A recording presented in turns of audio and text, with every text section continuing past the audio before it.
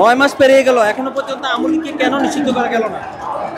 আসলে এটা এখন লজ্জাজনক। আমরা যে আন্দোলনের মানে আহত হিসেবে এখন আবার এই প্রশ্নের জবাব দিতেও আমার এখন লজ্জা করতেছে যে আমাদের রক্তের বিনিময়ে একটা সরকার, আমরা তো কাজ করেই দিছি। ৫ই আগস্ট আমরা নিষিদ্ধ করেই দিছি। ছাত্র জনতা যখন আমরা নিষিদ্ধ করে দিছি, আপনারা কাগজে কলমের কিছু প্রক্রিয়া আছে, ওইটা করবেন। ওইটাও যদি আপনারা না করতে পারেন, তাহলে আপনারা ওখানে থেকে লাভ কে?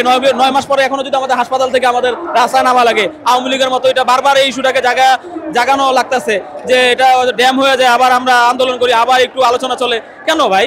আমাদের আন্দোলনের এই শক্তির মানে এই রক্তের বিনিময়ে আপনারা আসছেন, আসার পরে এই ছোট কাজটা যদি আপনারা না করতে পারেন, কি কাজ করবেন আপনারা?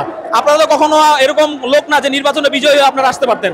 আমরা বসাইছি দেখে আপনারা এখানে বসছেন, কিন্তু আমাদের বিরুদ্ধে যে আপনারা এখন কাজগুলো করতেছেন, আপনারা কি করেন? আমরা দাবি দিলে আপনারা কি করেন? ছাত্রলীগ নিষিদ্ধ করেন, তারপরে আবার কি নিষিদ্ধ করার পরে কি তারা আবার প্রকাশ্যে মিছিল মিটিং করে ধুমছে যে বিভিন্ন জায়গায় আপনারা দেখতেছেন, এবং আমাদের ভাইদের উপরে, আহত ভাইদের উপরে হামলা চালায়, শহীদ পরিবারের উপরে হামলা চালায়। তারপরে কিসে নিষিদ্ধ করতেছেন? আপনারা না পারছেন আইন শৃঙ্খলা নিয়ন্ত্রণ করতে, না পারছেন আওয়ামী লীগকে নিষিদ্ধ করতে, না পারছেন একটা আমাদের আহত বা শহীদ পরিবারকে একটা ভালো ব্যবস্থা করে দিতে। তাহলে আপনাদের থাইকা লাভ কি ভাই? ওই জায়গায় আমাদের আন্দোলনের স্পিড নিয়ে আপনাদের যে বসাইলাম, ওখানে থাইকা আপনাদের লাভ কি? তাহলে আপনারা ওই গতিটা ছেড়ে দেন, না হলে আমাদের দাবিগুলো মেনে নেন।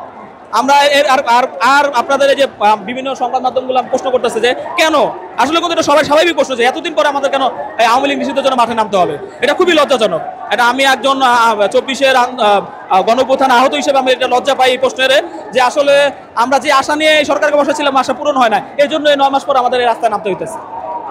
জিহাদ ইসলাম।